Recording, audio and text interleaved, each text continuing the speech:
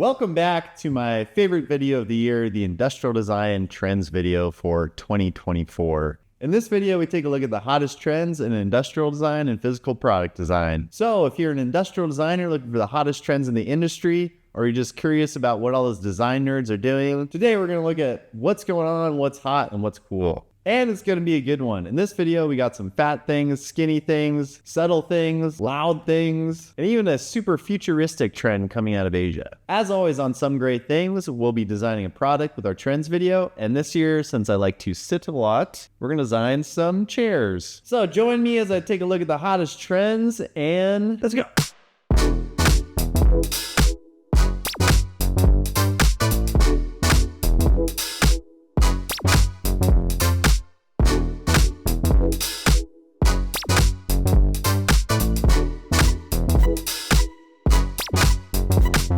So, as always on Some Great Things, we will be looking at forms, details, and finishes. Jumping into our first form trend is a very tasty form I like to call the sausage forms. This is a trend of forms that basically looks like bent sausages. Maybe balloon animal forms would also been good, but doesn't have the ring of sausage forms. There's something really fun and friendly about these forms. They're so inviting to touch and look like something you just want to play around with. It's a great way to make a product fun, inviting, and soft looking. It's kind of got the same vibe as a puppy and you just want to squeeze it. I think we're still in the age of seeing designs that are more approachable and friendly, so this definitely goes into that direction. Not everything needs to be really high tech. Sometimes you just want something a little fun. So let's make a little sausagey chair of our own. Nice little squishy chair looking thing that looks soft to sit in and has got some chunky sausagey legs. That's a good start already. Jumping into our next form trend, we have the folded surfaces. Folded surfaces are minimal shapes based around bending, folding, and morphing a main surface. So imagine taking one piece of material like wood or metal and bending it kind of into the shape you want.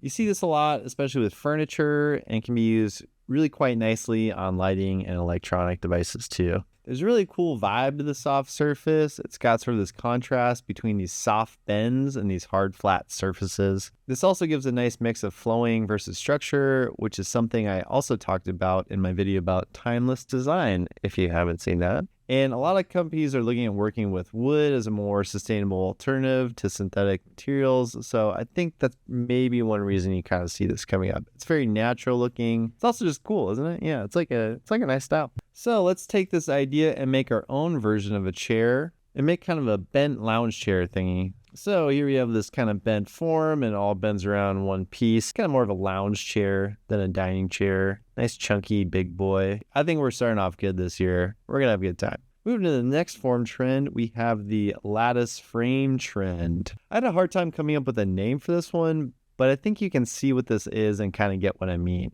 Essentially, we have this sort of grid thing that comes together to make the shape of the product. So like these parallel planes or parallel beams or stuff like that. A lot of parallel. There's something very organized about this form. The repetition of the base shape coming together to make this larger whole feels very structured and very clean. It's like a really well organized spice drawer, but like way cooler. So who organizes their spice drawers? Psychopaths, that's who. If you do this in the right way, this can actually be pretty sustainable. The reason is instead of using one larger piece to create something with a lot of waste, you're using a lot more smaller pieces that are made in the same way and repetitive. And that way you end up having less waste in the end. If you don't know what I mean, just trust me.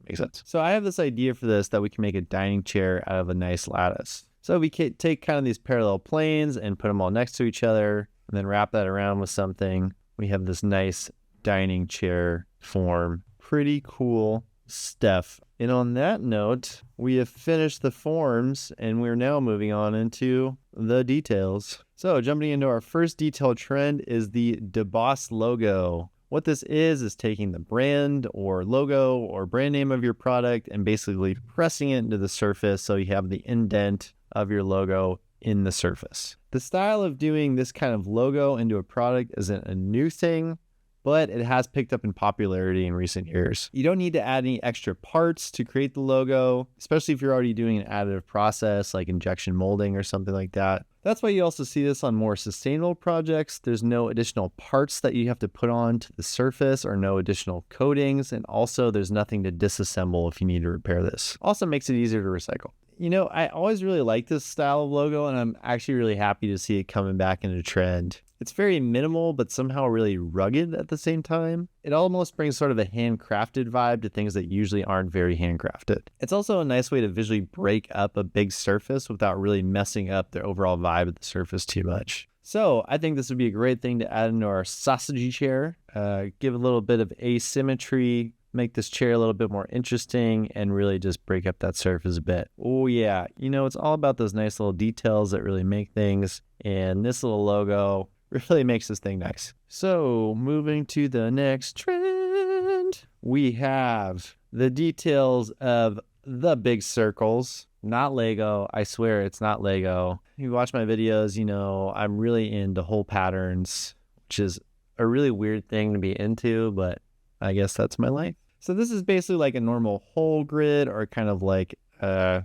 dot grid, bump grid, I don't know what to call it, but just a really scaled up version of it. So a lot of times you see hole patterns or grids, like, you know, the hole pattern on MacBook. They try to get as tiny and small as possible. And this is going in the totally opposite direction, making the holes and circles as big as possible. It's a very bold statement because the scale of the circles is so big, it becomes less of a texture and more of a form statement. It's also got this really like funky vibe to it. Okay, I wrote this earlier, like playing Legos on acid. I really gotta check my scripts better. No, I've never done that. Let's take this into our folded chair. I think we can just add a little pad onto the top of our chair that really makes a big, bold statement. We're going in a really fun direction with this. Moving on into the next detail trend, we have the Boolean Cylinder. I always have Boolean stuff in my videos, and I never really learned how to say it properly. This is like, if you ever wondered what it looks like if you smashed a cylinder into like a box or some other form, that you probably haven't because that's not normal, but basically you get this kind of thing. So this Boolean cylinder is merging a cylinder into some other form, and sometimes it's for control, sometimes it's for some kind of display, or sometimes it's to highlight some other function. Oh man, I don't know why I have this on my desk. I have trouble explaining why I really like this, but for some reason it feels mysterious to me. It's like you have a cylinder contrasting with the main form, and you have a little bit of mystery to how it's really attached or what's going on. It's very cryptic somehow. Also makes a big contrast in a pretty minimal way.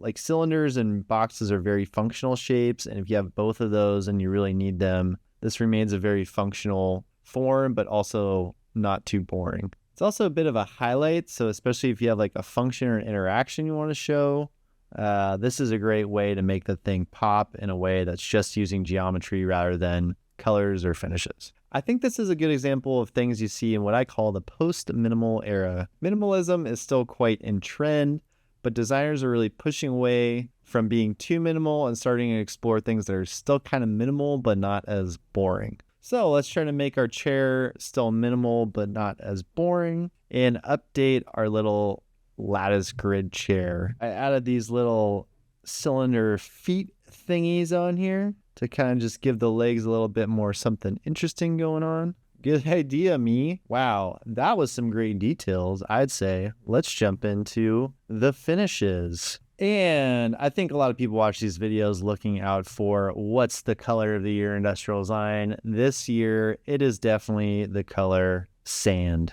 Is sand a color? You know, the color of sand. Very warm, dirty white. There is something very refined and elegant about this color. It feels like a very premium version of white or gray. It creates a very relaxed vibe. You know, it's a great choice for any products you're going to put in your home or just want to have like a very calming feeling. This is going to get a little philosophical, but maybe people are looking for more comforting designs in this very chaotic world. It also could be a symptom of this post-minimalism stuff I talked about.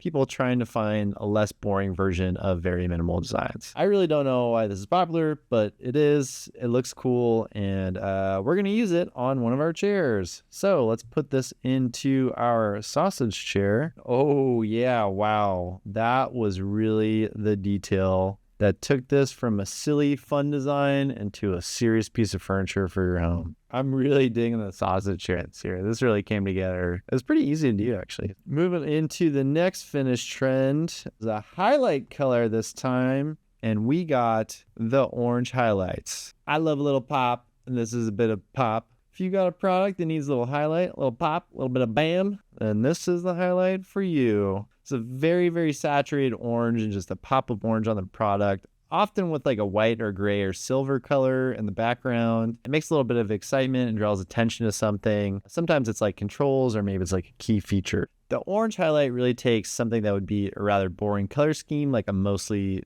monotone gray, light gray. It makes it really exciting, adds a little bit of wow. It also has a really technical vibe to it, so it works really, really well with tech products or like new innovations. And a lot of these designs with the orange highlights also seem to have kind of teenage engineering overall designs and details. If you didn't know, the Swedish design company Teenage Engineering, they are currently one of the hottest design companies, and I would say the orange highlight is really a key part of their style. But anyway, let's jump on that bandwagon. Let's try to add a little bit of orange pop to one of our chairs. Maybe on our fold chair, we can just add a small little orange detail to hold down our cushion. And overall, we got this nice chair, updated it to wood, and we have this nice little orange detail on our gray cushion. Ooh, baby, that's pretty cool. Maybe I'm actually gonna have to make one of these trend thingies one of these days. Moving on to our last finished trend of the year. This is the Space Engineer, and it's really more of a combination of materials rather than just a single finish. Also, thanks to Gilotopia, who commented on one of my videos and gave me the awesome name for this trend. So Space Engineer is sort of a combination of darker materials.